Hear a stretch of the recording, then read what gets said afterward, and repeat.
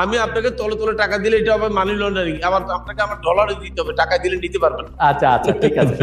এই সরকারের আমলে কি আপনি পুরো সাজাটা পার হওয়ার পরে বার হলেন, এই সরকার পরিবর্তন হলো বলে আসলেন, আপনি আপনার প্রভাব খাটিয়ে বের হলেন, গাছ বিক্রির নামে 2,258 কোটি টাকা আত্মসাৎ, এর মধ্যে ঋণপত্র এলসি হিসাবে 56,19,19,040 টাকা এবং পাচারের আরো $2,06,000 রয়েছে। এই বিপুল অঙ্কের টাকা এখন কোথায় কিভাবে?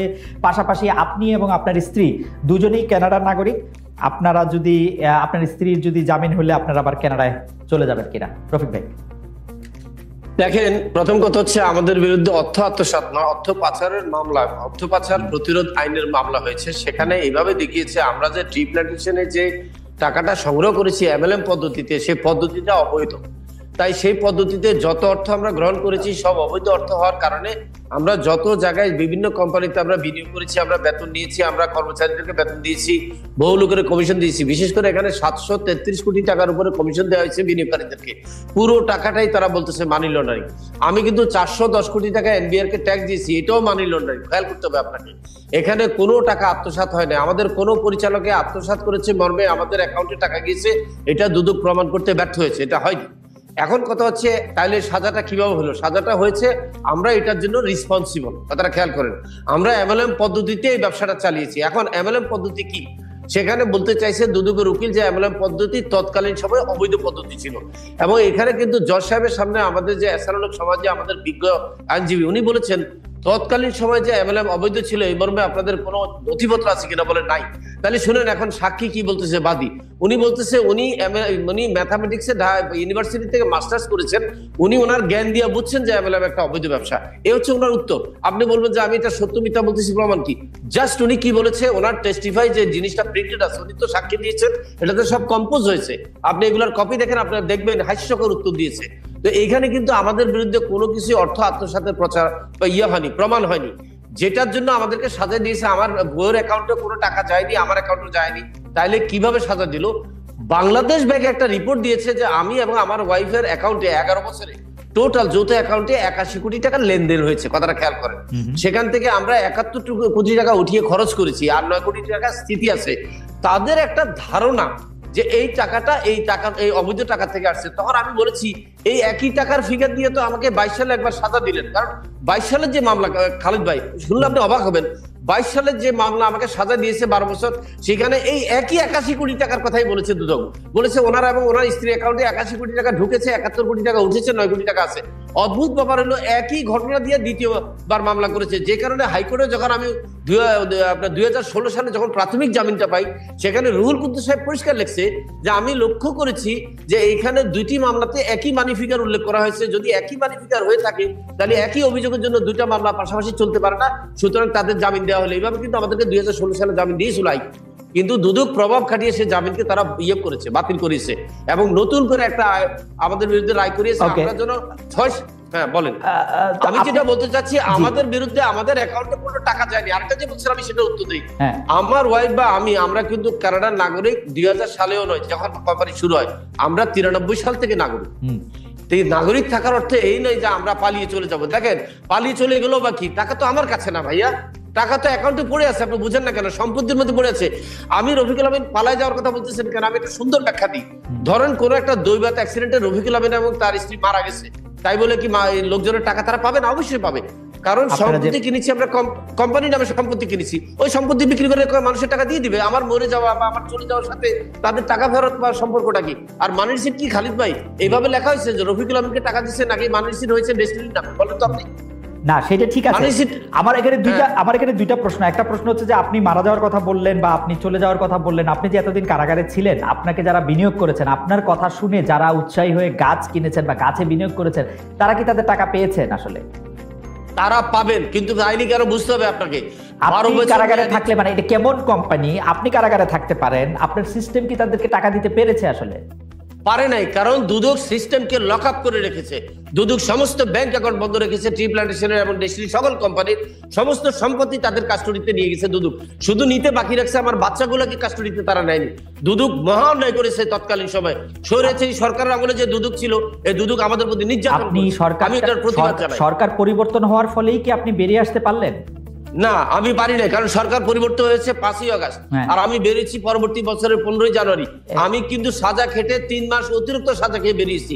আমি কোনো ফেভার পাইনি কোনো সরকারের। আপনি কি কোর্টের মধ্যে আপনি কি কোর্টের মধ্যে থেকে মোবাইল ফোন পরিচালনা করতেন, যেটি মানে বা মোবাইল ফোন ব্যবহার করতেন, মানে কারাগারে? আমি আসতেছি 2020 সালের করোনাকালীন সময়। সেটা হচ্ছে 2016 সালে যখন আমাকে জামিন দেওয়া হলো, সিনহা সাহেব জামিন বাতিল করলেন। বাতিল করে জেল কর্তৃপক্ষকে বলে দিলেন যে রফিকুল আমিন দরকার হলে জেলে বসে ব্যবসা পরিচালনা করবে, লোকজনকে নিয়ে মিটিং করবে, সে তাদের সাথে যোগাযোগ করবে সুব্রতর মতো। ওই যে ভারতের সাহারা গ্রুপের সুব্রতকে যে ফ্যাসিলিটি দেওয়া হয়েছে যে কারাগারে বসে সে সবার সাথে যোগাযোগ করবে, সেই ফ্যাসিলিটি আমাকে দেওয়া হয়েছে। এবং আপনি যদি ওই রায়টা দেখতে চান, খালেদ ভাই আপনাকে আমি পাঠিয়ে দেবো ইমেল করে, আপনি রায়টা পড়ে সেখানে। এই রায়টা কি কোনোভাবে ইনফ্লুয়েন্স, মানে প্রশ্ন উঠে না, তখন তো হাসিনা ক্ষমতায়, বরং এই রায় দিয়ে আমার ক্ষতি করে দেওয়া হয়েছে। দিবে আমাকে জামিন, আমার জামিন রহিত করে আমার প্রতি অবিচার করেছে শহীদুল কুমার সিনহা, যেটা আমি তাকেও দায়ী করবো। সে যে আজকে হাসিনার সম্বন্ধে সে বিভিন্ন রকমের কথা বলে, এই নাটকের নায়ক কিন্তু সে নিজ। আমাকে কেন আমার জামিনটাকে রহিত করে এই ধরনের একটা ক্যামোফ্লেজ ইয়ার মধ্যে ফেলাইছে যে আমি জেলে বসে ব্যবসা করতে পারবো, আমি জেলে বসে মিটিং করতে পারবো, রেজলিউশন করতে পারবো, ব্যাংক চেকে সই করতে পারবো। তারপর যখন এটা আমি স্বরাষ্ট্র মন্ত্রণালয়কে দেখাইলাম যে সুপ্রিম কোর্ট আমাকে সব ক্ষমতা দিয়ে দিছে, তখন স্বরাষ্ট্র মন্ত্রণালয় জানতে চাইছে তা আপনি এখন কি চান। আমি বলছি যেহেতু এখন করোনা, মানুষের সাথে সামনাসামনি কথা বলা যায় না, আমাকে মোবাইল ফোন ব্যবহার করার সুযোগ দেওয়া হোক। এবং তৎকালীন স্বরাষ্ট্র মন্ত্রণালয়ের সচিব, সুরক্ষা সচিব কিন্তু বলেছে প্রার্থীর এই আবেদনের প্রেক্ষিতে দ্রুত ব্যবস্থা নেওয়ার জন্য নির্দেশ দেওয়া হলো কারা কর্তৃপক্ষকে। এবং কারা কর্তৃপক্ষ জানে আমার এই ঘটনার পরে কিন্তু কারা কর্তৃপক্ষ কিন্তু একটা ইনভেস্টিগেশন করেছে। আপনাকে বলি রিপোর্টটা কি ছিল। রিপোর্টে কারা কর্তৃপক্ষ বলেছে টিমটা যে 3 জনের কমিটি ছিল তারা বলেছে রফিকুল আমিন ফোন ব্যবহার করার ব্যাপারে নির্দোষ। কারণ তার পারমিশন ছিল সুপ্রিম কোর্ট থেকে পারমিশন ছিল। জি, আমি শুধু এই পর্যায়ে একটা জিনিস জানতে চাই, তারপর আবার আমি একটু শওকত ভাইয়ের কাছে যাব।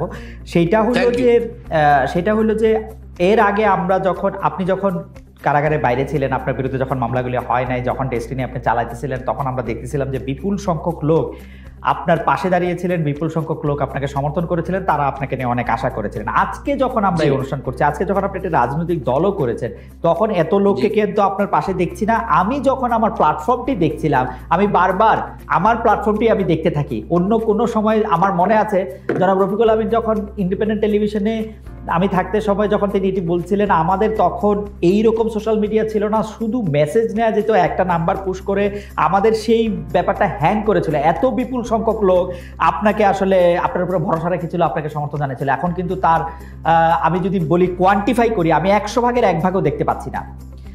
আমার মনে হয় এটা সঠিক নয়। আপনি একটু খেয়াল করার চেষ্টা করেন, আমার যারা বিনিয়োগকারী আমার কাছ থেকে সঠিক তথ্য পেয়েছে তারা সবাই চুপচাপ আছে, তারা জানে পাবে। এদের সংখ্যা নেহাত কম, এদেরকেও আমি দোষ দিচ্ছি না বাবা, তারাও তো বিনিয়োগকারী। এখানে বিষয়টা হচ্ছে পারসেপশন, কে কাকে কোন দৃষ্টিভঙ্গিতে দেখতেছে। দেখেন, অর্ধেক পরিপূর্ণ গ্লাস কিন্তু আপনি বলতে পারেন এই গ্লাসটা হাফ ভরা, কিন্তু একজন চ্যালেঞ্জ করবে আপনাকে যে এটা হাফ খালি, আপনি তর্ক করে জিততে পারবেন না। না, তর্ক করে আমি জিততে পারবো না। কিন্তু প্রথম কথা হলো যে আমি অঙ্ক, কিন্তু আমি যে মেসেজটা রফিকুল আমিন ভাই আপনি যে সিস্টেম করছেন সেটা আমি অঙ্ক করেও জিততে পারতেছি না। আসলে এটা অঙ্ক করেও আমি এটা কোথাও পৌঁছাইতেছে না। সেটা নিয়ে একটা আলাদা তর্ক একদিন হইতে পারে। আপনি যে আমি আপনাকে মেসেজটা দিই, আমরা পার্সেন্টেজ দেখার দরকার নাই জনপ্রিয়তার। আমি যেটা বলতে চাচ্ছি, আপনার মাধ্যমে আমি একটা মেসেজ পৌঁছাইতে চাই আমার সম্মানিত বিনিয়োগকারীদের কাছে। এদের প্রত্যেকের বিনিয়োগ সুরক্ষিত এবং বর্তমান ম্যানেজমেন্ট যারা আছে, যাদেরকে হাইকোর্ট থেকে নিয়োগ দিয়ে আছে, এদেরও সক্ষমতা আছে এদের টাকা ফেরত দেওয়ার। যদি এদের সক্ষমতা না থাকে তাহলে আপনার মাধ্যমে আমি একটা প্রস্তাব দিই, সেটা হচ্ছে আমাকে ভারপ্রাপ্ত দায়িত্ব দেওয়া হচ্ছে রফিকুল আমিনের টাকা ফেরত দেওয়ার জন্য আপনাকে ইনচার্জ দেওয়া হলো। আমাকে না, এটা তো আপনি আমার মাধ্যমে দিতেছেন বটে, কিন্তু তার আগে ওইটা আপনি দিচ্ছেন যে আপনাকে আসলে ওই পরিশোধে নেওয়া হলে আপনি এটা পরিশোধ করে দিতে পারবেন। অবশ্যই পরিশোধ করে দিতে পারবেন, কিন্তু টাকা দেওয়ার সক্ষমতা আছে, কিন্তু দিতে পারবো না। কি শুনেন, লাভ দিতে পারবো না, কারণ আমাকে তো 12 বছর আটকে রাখা হয়েছে, আমি তো লাভ করতে পারিনি। আমার গাছগুলা কেটে সহায় দেওয়া হয়েছে, তাই না?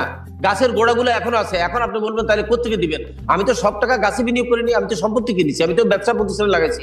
এই ট্রি প্ল্যান্টেশন কোম্পানি কম বেশি 14টা কোম্পানির মালিক, আপনি জানেন? এর আন্ডারে আরো 14টা কোম্পানি আছে। এই সব কিছুর মালিক কিন্তু 17 লক্ষ ডিস্ট্রিবিউটর। রফিকুল আমিন ভাই, আমি তো বলছি, রফিকুল আমিন ভাই আপনি কিন্তু সাক্ষী থাকলেন, আমি আপনাকে বলে রাখছি, অনেক দর্শক আমাকে অভিযোগ করতেছে তাদের কারো গাছ নাই, তাদের কারো বিনিয়োগ নাই, এবং আপনি এইখানে আইসে আপনার পক্ষে যে আপনি যুক্তি দিতেছেন আমি এইটা করতেছি আমার কোনো ব্যক্তিগত স্বার্থ থেকে নাকি আপনি আমার এইটা এই আপনি আপনার জায়গা থেকে আপনার জায়গা থেকে আমি আশা করব যারা আপনাকে বিনিয়োগ করছে তাদের জন্য আপনি নিশ্চয়ই এইটা নিশ্চয়ই আপনার মাথায় আছে বা মাথায় থাকবে। মহিউদ্দিন ভাই আপনি সত্যটাকে উদ্ঘাটন করার চেষ্টা করতেছেন, আই রেসপেক্ট ইউ, আমি জানি আপনি সত্যটাকে তুলে ধরতে চাচ্ছেন দুই পক্ষ থেকে, এখানে আপনি কোনো পক্ষ নন। না, এটা তো আপনি মুখে বললে হবে না, আপনি যদি আমাকে তলে তলে টাকা দেন তাহলে তো আর এটা আমি আপনাকে বলতে হবে না। আপনি বরং আপনার বিনিয়োগকারীদের টাকা পরিশোধ করেন, যারা আপনার থেকে টাকা নিচ্ছে তাদের টাকা আপনি দিতে চেষ্টা করেন, সেইটা হবে। আমি আপনাকে তলে তলে টাকা দিলে এটা হবে মানি লন্ডারিং, আবার আপনাকে আমার ডলারে দিতে হবে, টাকা দিলে নিতে পারবেন। আচ্ছা ঠিক আছে। টাকা সেটা কি মানে এই সিদ্ধান্তটার পেছনে যদি আপনি একটু আমাদের কারণ বলেন। আরেকটা বিষয় হচ্ছে যে রাজনৈতিক দল করে এই যে বাংলাদেশ জনতা পার্টি বাংলাদেশ করে আপনি আসলে কি অর্জন করতে চান, আপনার লক্ষ্য কি, যদি আমরা সামনের ইলেকশনটাকে একটা গোল পোস্ট ধরি? প্রথমত হচ্ছে ইলিয়াস কাঞ্চন সাহেব আমাদের সমাজে একটি সার্থক আন্দোলনের একটা সার্থক পুরুষ বলে আমি মনে করি।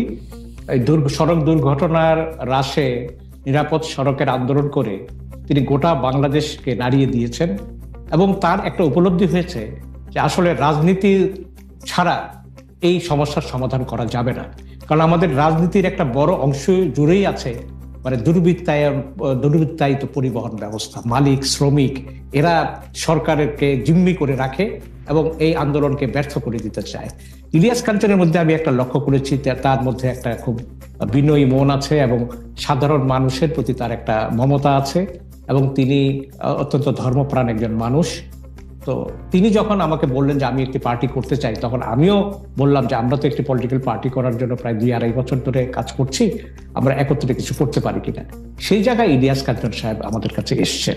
ইলিয়াস কাঞ্চন সাহেবের অন্তর্ভুক্তি মানে আমি মহাসচিব, উনি প্রেসিডেন্ট, উনি আমার বয়সেও বড়, এবং আমি মনে করি আমি সাংবাদিকতা করে যতটা না আমি এগিয়েছি মানে আমার সেক্টরে আমি বলবো আমার তো অপূর্ণতা আছেই। ইলিয়াস কাঞ্চন সাহেবও কিন্তু তার নিজস্ব পরিমণ্ডল থেকে এই নিরাপদ সড়কের আন্দোলন করে সারা দেশে একটা আলোড়ন তুলতে সমর্থ হয়েছেন। সেই জায়গায় আমি মনে করি যে তাকে নিয়ে আমার রাজনীতি করার সিদ্ধান্তটি আমি অনেকের কাছ থেকে সাড়া পেয়েছি এবং এটা সঠিক সিদ্ধান্ত বলে আমার কাছে এটা প্রতিপন্ন হয়েছে। এই রাজনৈতিক দলটার উদ্দেশ্যটা আপনি, আচ্ছা ঠিক আছে, আপনি গোল পোস্টটা একটু বলে নেন। আচ্ছা আমি গোল পোস্টটা উদ্দেশ্যটা আমি বলি, একবারই বলি, কারণ খালেদ মহিউদ্দিনের প্রশ্ন করার স্টাইল কিভাবে এগুলি আমি আমার অভিজ্ঞতা আছে তো। প্রথমত হচ্ছে যখন আমরা গত 2 বছর ধরে একটা চিন্তা করছি ওই ফ্যাসিবাদ থাকার সময় থেকে যে একটা আলাদা রাজনৈতিক দল করা উচিত, এর প্রথম উপলব্ধি সেটা হচ্ছে যে আমাদের রাজনৈতিক দলগুলো বিগত 15 বছরে জনগণের আকাঙ্ক্ষা পূরণ করতে পারেনি, তারা একটি গণ অভ্যুত্থান করতে ব্যর্থ হয়েছে। জনগণ বারবার এগিয়ে এসছে কিন্তু রাজনৈতিক দলগুলো পিছিয়ে গেছে জনগণকে সেই কাঙ্ক্ষিত অভ্যুত্থান দেওয়ার ক্ষেত্রে। আমাদের ইনসাফ কায়েম কমিটির আদর্শ ছিল যে আমরা গণ অভ্যুত্থানকে এগিয়ে নিয়ে যেতে চাই, যেটা নিয়ে আমার সঙ্গে মত পার্থক্য হয়েছে, কিন্তু আলটিমেটলি তো তাই হলো। ছাত্ররাই এই রাজনীতিবিদদের পিছিয়ে থাকার কারণে ছাত্ররা এগিয়ে এসে সেই গণ অভ্যুত্থানটি সম্পন্ন করলেন।